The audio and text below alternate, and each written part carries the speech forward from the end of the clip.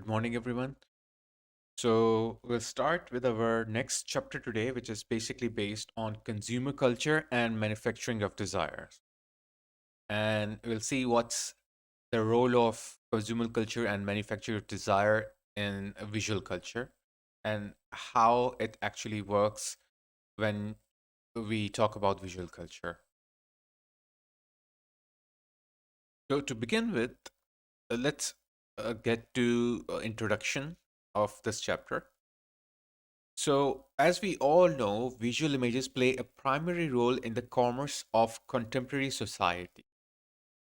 So, no matter what is the era, visual cultures plays a vital role in either presenting the images or creating an image.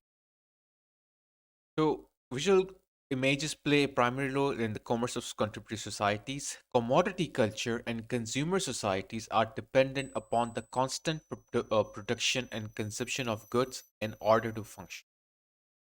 So, just like the contemporary societies, commodity culture and consumer society also works with the role of like visual culture. They highly depends on visual images, visual culture, and in order to function, it usually like collaborates with the visual images, the visual image creators, advertising agencies, and uh, certain other like relative uh, areas. So advertising images are central to the construction of sorry are central to the construction of culture ideas about lifestyle, self-image, self-improvement, and glamour. So just like I said, advertising images become usually are no or usually known as the central construction of like cultural ideas. Now those ideas can be about lifestyle, it can be about self-image, it can be about self-improvement and glamour. So we live in a culture where we heavily rely on lifestyle. We are very much conscious about our self image. We constantly want to improve ourselves. So we try to work on self improvement a lot. And most of the people nowadays, you might have seen, they are much more worried about glamour. They are more like glamour conscious people. So how advertising produces all these thoughts, or you can say create all these thoughts in the people of the society. Now, the advertising world works by abstraction. And what is the abstraction? It's a potential place or state of being situated not in the present, but in an imagined future with the promise to the consumer of things. You will have a lifestyle you can take part in. So, advertising, if you notice, they do not present the present. Advertising is basically something that tells you like you can be the part of today's society. If you are part of today's society, you become like you are pushed like you are pulled by the society. Suppose in this image you can see a advertisement of like an Apple iPod. Now, what is the iPod? Is basically it's not something that is like present. Whenever anyone wants to uh, advertise their product, they don't advertise something that is like more like used in the present. They create advertisement of the product so in future you can be part of it, which it tells you, okay, this product that you are going to buy will reshape your future. And buying this product, you will become the part of that society. part of the society. People are buying iPods, so you should also buy iPod. You will have a certain lifestyle like other people do have the lifestyle. So it is reshaping the future. Today, iPod advertisement is uh, when it is on the scene when Apple is advertising their product. So tomorrow, people are going to buy the product, and when they are buying the product, so that means they are going to be the part of that product after buying it. So in future, everyone will be having the iPod, and iPod will become the part of your culture. So images can be presented as art, science, documentary evidence, or personal memories. So the images that are used by these advertisements, they can be anything to attract the buyers. So you can view the image, you can relate to that image, and then you will buy it in the future. So this whole thing is basically a consumer society. And we are living in consumer society where the producers of these products, they want you to be part of that society and want you to feel that you are part of the society if you're buying the product and you're part of that product. So the fundamental changes in the experience of community in the rise of consumer society came through an increased complexity and diversity of urban population, increased immigration, and loosening of the hold of small and stable communities and families on social values. So after looking at diverse diversity in population in the urban population and and different people from different areas who are immigrating and they're traveling and they're becoming like they're coming from different part of the world. So it's kind of creating a like a community. It's increasing a population. It's being a part of an urban population. So keeping that in mind, the product producers, they targeted all these people so that they can be part of a specific society by by giving them a desire to buy some products, and that products make them feel that they are part of another sort of certain society, another sort of specific culture, and that society is basically the consumer society. So it has been argued that people derive their sense of their place in the world and their self image, at least in part, through their purchase and use of commodities, which seem to give meaning to their lives in absence of the meaning derived from the closer knit community. So here, the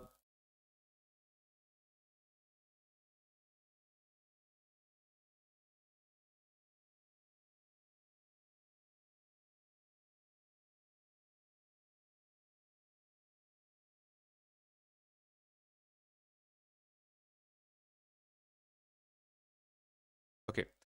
So next slide here is let's see more in detail. Let's see as an historical part here. So the late 19th century rise of the department stores represented the merge of commerce and leisure. So when departmental stores started to grow more, specifically if we talk about it's like in during the late 19th century, there was a rise in departmental stores. So window shopping is thus related to a more mobile vision of modernity. So when the departmental stores became common, window shopping became common too. But what window shopping is basically when people go to shopping malls, they look at the products and they're not buying the products, but they are building up a desire to have those products. So when they're building those desires to have the products, somewhere subconsciously they are creating a wish list in their mind. And that wish list is reshaping their mentality. And that mentality is what they, if they will buy the product they're looking for, they can be part of a society. And which society is we are talking about? Consumer society. So French poet Charles Baudelaire wrote about the flaneur, a man who strolled the streets as an observer, never engaging with surroundings but taking an interest in them. So, who is the flaneur? Flaneur, according to Charles, was a man who do window shopping sort of things. Like he is on, who's just roaming around the streets, observing things and just taking interest in them. Not buying, but just taking interest in them.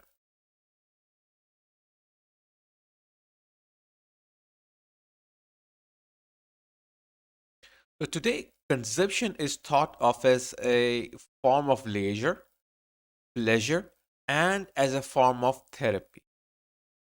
So today, when we think about that uh, planeur, the guy who goes out and stroller who stroll around and just take interest in things and just do window shopping sort of thing. So window shopping is basically what is becoming a form of leisure.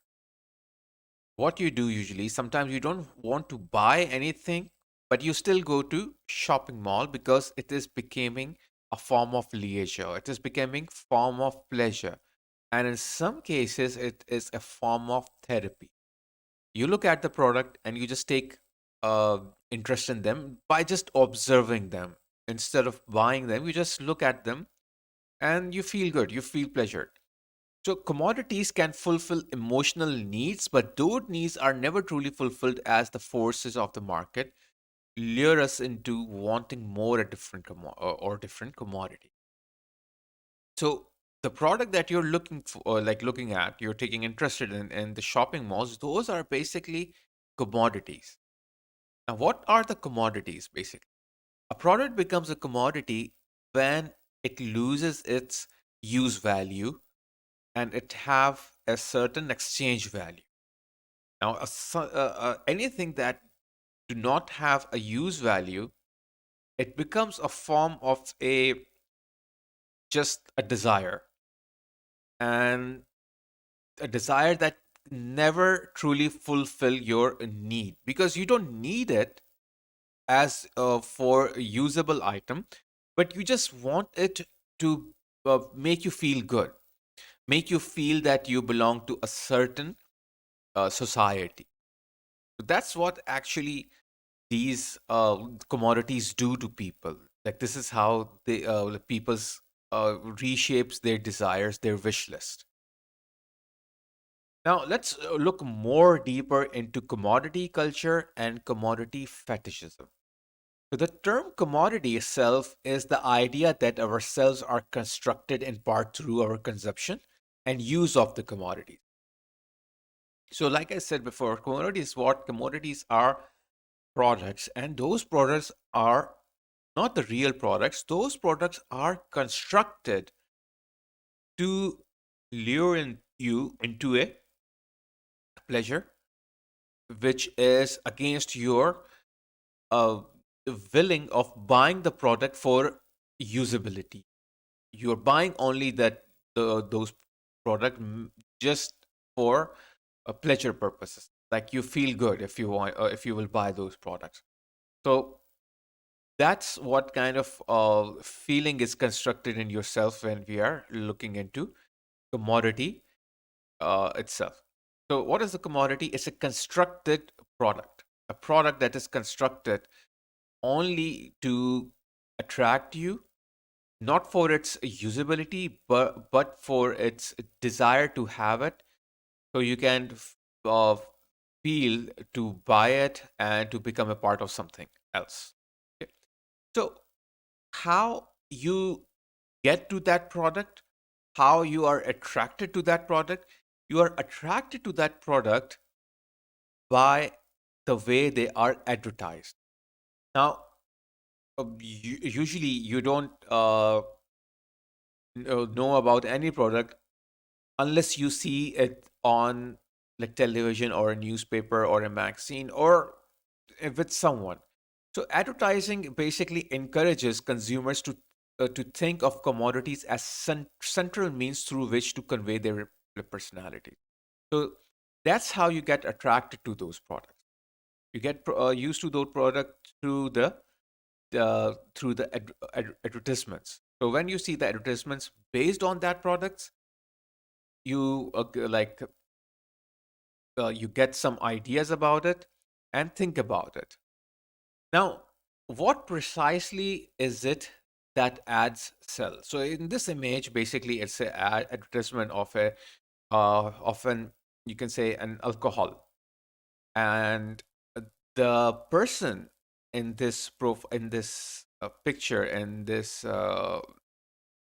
photograph is is like a cowboy. Now, when you have a picture of an actor, Charles screener for, so basically they're using him to attract people.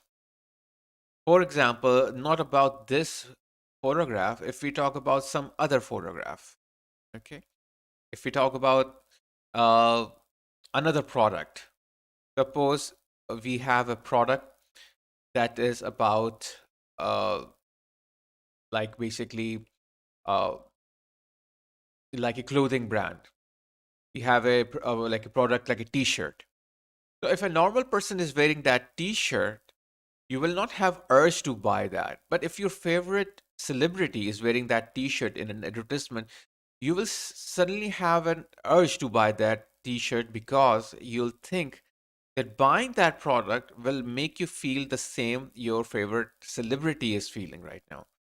And you will instantly become a part of that sort of a like culture society or consumer society when we talk about. So basically, what is the commodity culture? A culture where the products are constructed just to give you desire to buy it. And that desire is known as the commodity fetishism. And commodity fetishism is what when a product's use value becomes lesser and its exchange value gets higher. Now, what is a uh, use value and what is an exchange value? Now, use value is something. For example, if you are shifted to a new apartment and you are a student, but you in the new apartment you don't have furniture items that you can use to study. So what you do is that you need like basically the idea here is you need some furniture items to like to use those items so that it will help you to study. So there is a use value there. You want those items. Without those, it will be very hard for you to study. So what you will do, you will buy some wood. You will take those wood. You will cut it down. You will glue them up, and you will make a table for yourself. You will make a desk for yourself, shelf for yourself, so that you can put your books on it.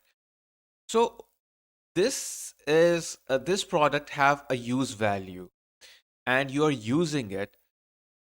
But later on, what happens? One of your friends comes in and see what you have made, and then he gives you an idea like what you have made is really good.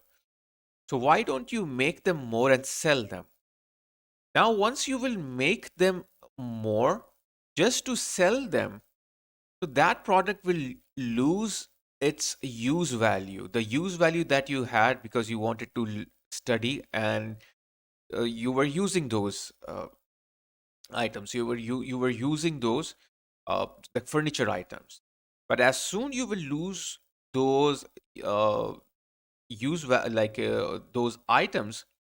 So as soon you will lose that use value, those use value will now turn into exchange value because you're selling them to other people, and people might buy them regardless they want to use them. But now you don't have any use value in them because you already have it, but you are selling it for exchange of something, like for money. So that's basically where the commodity fetishism comes in. When items loses its use value and its exchange value is increased. For example, phone. We use phone to call someone, and we can talk to someone with the phone, like on the phone. So phone is basically a communication device. And the cheapest phone you can see in the market, you can say, okay, you can still buy a phone for only $5, and there are phones from $5 to $10. You can buy them instantly. You can start using them and calling your like friends or families or whatever you want to do. However, there are phones like, for example, if we talk about iPhone, you use iPhone so you can call people, and there are some other features also, but the main feature is that the communication. So basically, the use value that $5 phone also have, but the value that iPhone have is basically not a use value, that's an exchange value, because you are buying the product only because everyone is buying that. You'll feel cool when you have an iPhone. People will say, like the people will have a different idea about you if you have iPhone. Maybe people sometimes people buy expensive phones just for flexing. So when this happens, that product is basically what it is, a product that have an exchange value rather than having a use value. So this whole process is basically part of like fetishism, and that fetishism is a commodity fetishism. Now, commodity fetishism is a theory that came from Karl Marx. So he made this theory that when any product loses its use value and for an exchange value, so it have a certain fetishism, and which is known as commodity fetishism. So basically, it's like alienation, and it comes from Karl Marx. And what more he says that like Marx's theory critiques the emphasis in capitalism on exchange over use value, in which things are valued not for what they really do, but for what they are worth in abstract monetary terms. For example, gold or diamonds.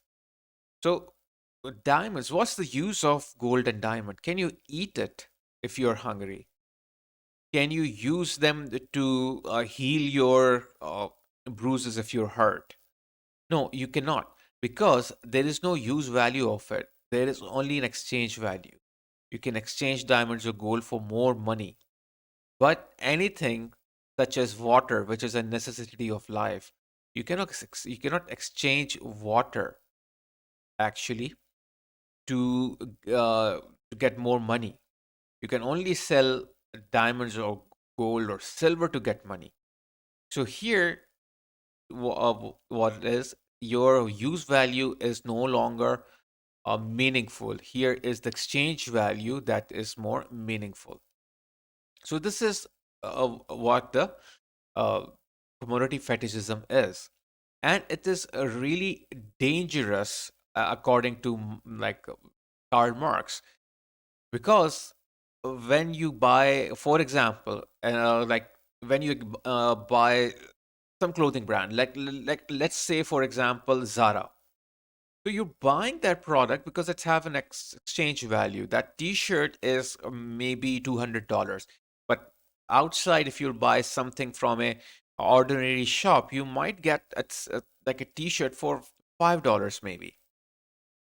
So that $200 t-shirt is maybe have an exchange value, but you may not trace back who made that t-shirt. Maybe it was produced in Bangladesh, where uh, thousands of hard workers were like working on they're working in a um, like factory, and they're producing it for a certain very less amount of money.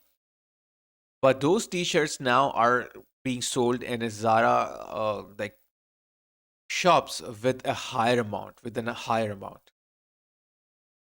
So commodity fetishism refers to the process by which mass-produced goods are emptied of the meaning of their production and then filled with new meanings in the ways that both mystify the product and turn it into a fetish product. So Nike shoes. Nike shoes, for example, Air Jordan.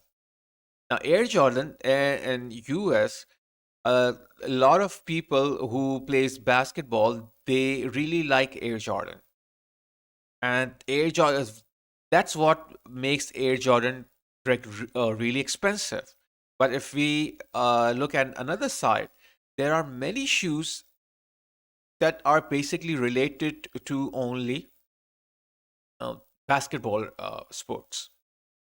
So you can play basketball, or you can do like sort of any sports, or like using those shoes.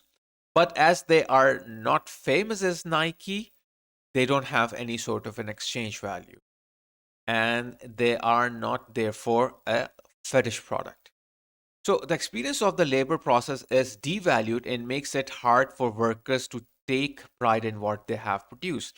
Just like I mentioned before, if you have a t-shirt is produced, we don't have any trace back, you can say, curiosity to see who made this. So who are the labors behind it?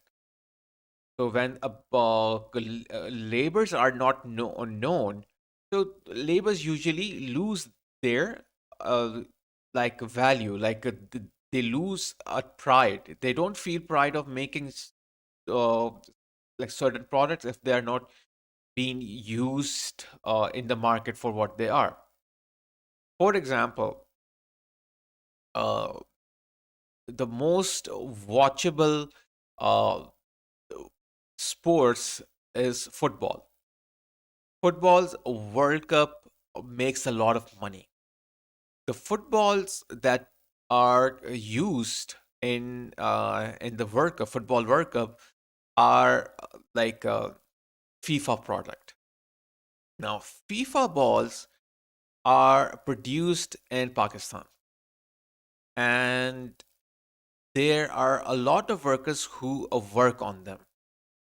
But once their their labor is devalued, it uh, it it will discourage those workers, and they might lose a pride in working on like certain things. And later on, maybe the product may not have same exchange value that we have today. Maybe like they might stop working, or the FIFA might shift from Pakistan to any other country to like produce those like footballs, or maybe the like a different produce, or like a different factory might be used for like football production. Now, in this image, you can see there are a lot of Campbell soup, and this is a very famous painting by Andy Warhol, who was a famous pop artist. So, pop art in the late 1950s and 1960s engaged with mass culture in a way that did not condemn it, but demonstrated their love of an pleasure in popular culture. Andy Warhol came with an idea that people now, because it was 20th century, and mentality of people was changing. People were moving toward products. They were moving towards like commodities. So 20th century, or you can say the late 19th century, was the start of commodity culture. So, commodity culture basically was reflected in art form also, and it gave birth to pop art as well. Andy Warhol, you had like a style of painting of one product in a number of times, so it may seems like it's on a shelf. And what he did was that his his idea was to produce that like painting in a way that it shows one product in number of different ways, which represents our love and pleasure towards the commodity culture, like popular and the commodity culture is basically the uh, like the popular culture, which is we are nowadays, and it's getting more and more fortified day by day. So let's see addressing the consumer. Like other images, advertising images interpolate their viewers in particular ways, hailing them as an ideological subjects. The you that advertising addresses is always implied to be an individual. So a lot of advertisements you might have seen in which the addressing is basically to the word you. And you here is every single one of us. So ads perform the very contradictory work of convincing many different consumers that a mass produced product will make them unique and different from others.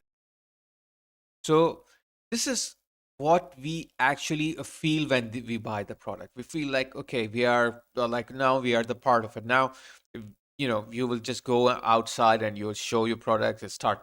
Um, in other words, if I put like maybe flexing, okay. So that's basically what it is. That's how the advertisement agencies are working. This concept is basically known as the pseudo individuality. So pseudo individuality is a false idea of identity. You might have heard this word a lot, fake people. Okay, so what is fake people? Fake people, like yeah, the people with false idea of identity, pseudo individuality. So thus, it can be said that advertising asks us not to consume commodities but to consume science. So this is what actually is happening. We think that we are consuming the product, but we are not. We are just consuming the science, basically. Now, the advertising strategy of repeating a motif can be used to establish familiarity with a product and to keep viewers' attention. Uh, in 90s, if you might have seen these advertisements to make milk more common, because people stopped drinking milk, and milk, as you know, is more like a source of calcium. And to spread the awareness that that drinking milk is basically good for health, the advertising agencies came up with a idea of promoting milk not just as as a product, but just as an awareness that milk of like milk coming from any like producer. For example, if we talk about the Middle East, maybe Almarai, Nadik, Nada, Rainbow, or whatever like Middle East products, the milk products are, the products are, or any one of these. This is for like this awareness is for all of them. So they came up with an idea that they will start spreading the awareness that drink milk, no matter what brand you are buying milk, just drink milk for sake of your health. So they came up with different sort of ideas, and there was a series of advertisement. You can see on top you have the late Jeopardy host, and you can see that on his upper lips here on his mustache part there is a white line which is like milk. Okay, so it shows that he also drink milk. So if he a person with like a lot of knowledge is drinking milk, that is something with in the milk, like you know it is important So if he's drinking, we should drink. Bottom here, you have the Kiss band, and you can see like their signature pose, and you can see like the milk dripping from his tongue. So it's basically showing that they also drink milk. So if they do, you also should drink milk.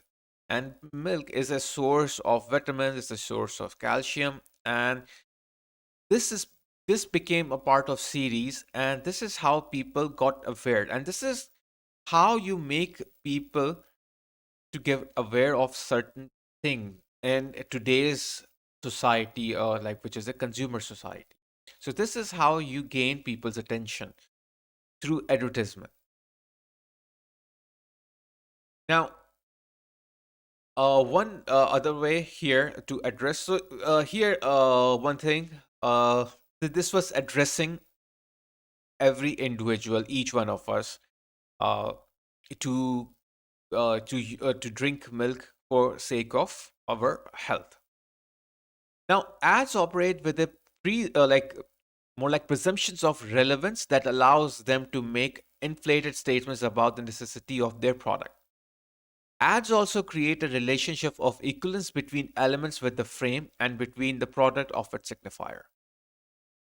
So, companies also differentiate products from their competition.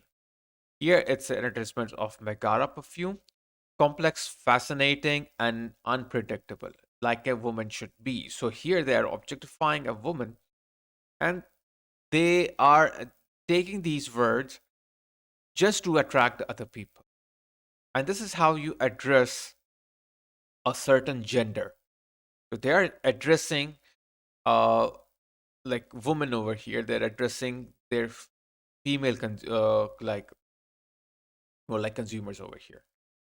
So this is one way of addressing by uh making equivalence relationship, by making little bit like statements, words, and those kind of like presumptions, like relevant presumptions. Now, images and text.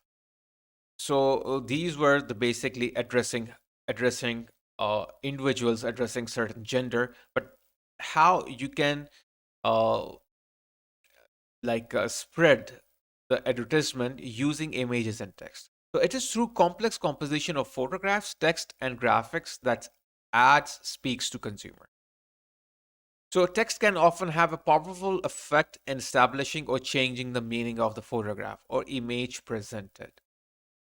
Now, when the Volkswagen released their Foxy, which is their like the Beetle car, their series of advertisement have like text headings that is not relatable, that was not related more like relatable to the product itself.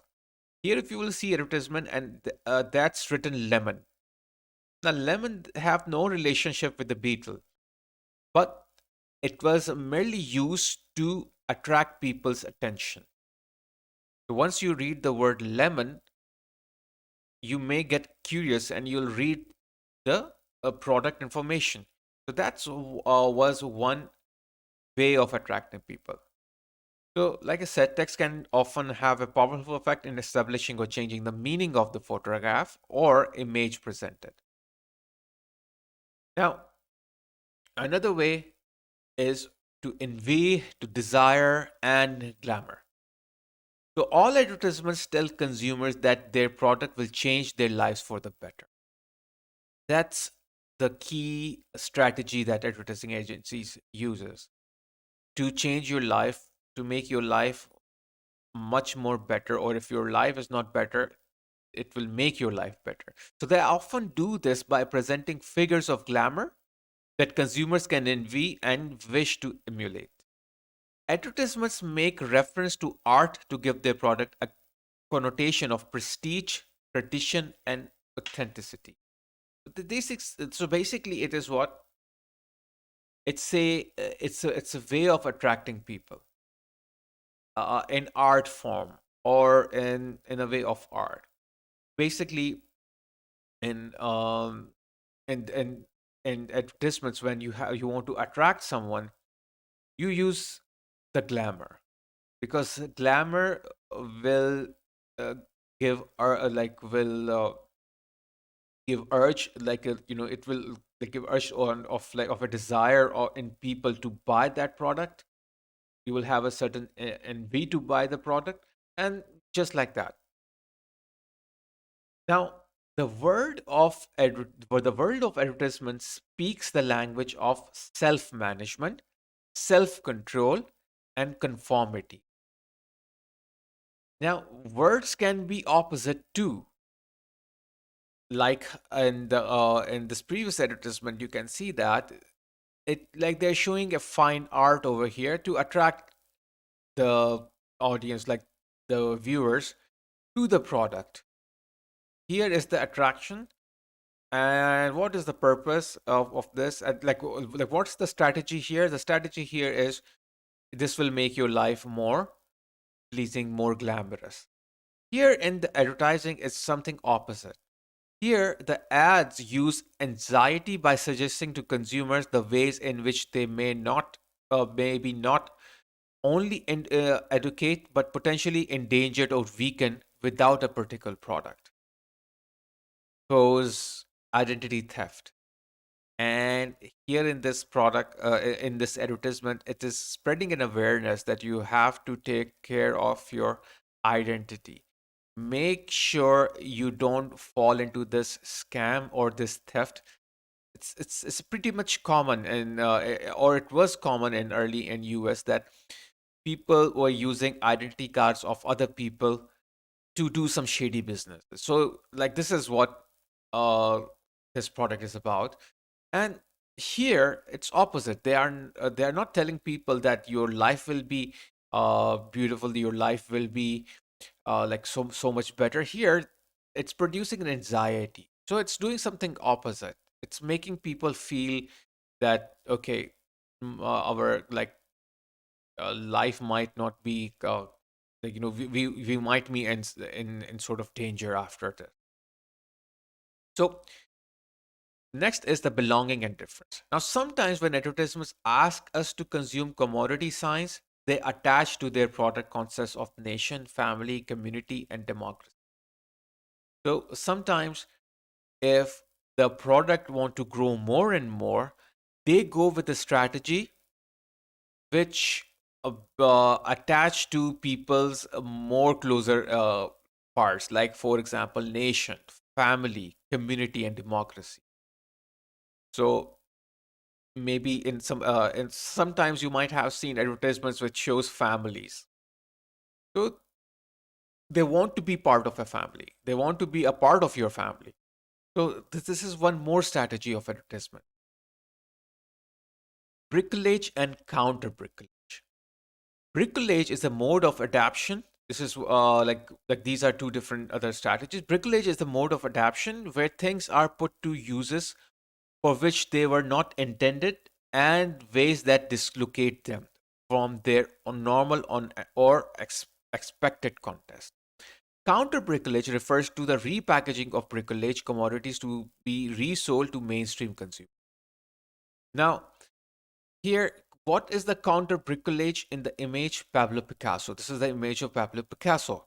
Now, Pablo Picasso and Apple computers, if we talk about bricolage, they don't have any uh, like relation.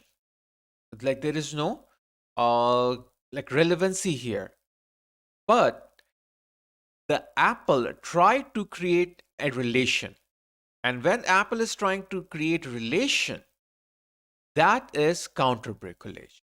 And how they made the relation between Apple and Pablo Picasso? By writing Think Different. Because Pablo Picasso's theories, his idea about art was different than other artists. So that's what made him unique. That's what made him famous. The bricolage is something where you don't have any relation, but you then make a relation, and that making relation, forced relationships, is counter bricolage. So counter bricolage has also become nowadays. Also, you will see like a lot of advertising agencies, especially United Color of Benetton. If you will see advertisements of United Color of Benetton, they use the counter bricolage strategies to promote their products a lot. The brand itself. Now, brand itself can be an advertisement. You might not see advertisements of some brands, but they themselves are like they are brand themselves. Okay, so they are advertisement in itself. So the circulation of brand names, trademarks, and logos are means through which identities are constructed not only for goods and corporations, but for people who appropriate signifiers of products for a style of themselves or their culture. So a and like a logo of a certain product becomes an advertisement. Wherever you see the logo of that product, you feel like yes, it's already advertising. Without advertising, it's advertising. When you're looking for McDonald's, you'll see M sign from a far distance. Now, what is that M? That M is the logo of McDonald's, which in itself is an advertising of food. Sometimes a child, when he see M, he says food. He says food because that's the idea which has created in people's mind. This is how the McDonald's had made their product. Now, anti-ad practices, we have gone through many times. It's like the culture jamming. You also had I gave you a assignment related to that. Okay, so anti-ad practices is also one of the strategy. So advertisements can be subject of artistic parody and the site of us on-site political messages. So when you mock an advertisement, you do a subvertisement. That is basically what that is a anti-ad practices, a culture jamming that. Uh, so this is one of the strategy. So I hope everything is clear from this chapter. Uh, if anyone have a question, please let me know.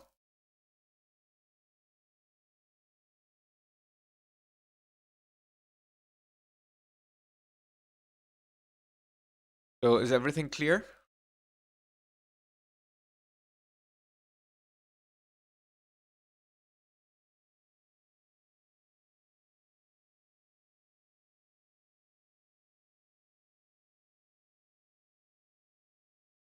Okay, so we'll meet next week. So till then, those who have not finished the assignments yet, please continue, and we'll meet next class with a new chapter, which is the postmodernism.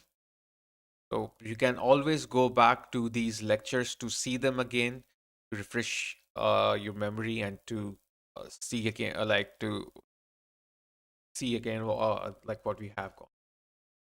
So till the next class, take care of yourself, enjoy your weekend, and I'll end the stream now. So bye everyone, and thanks for joining the class.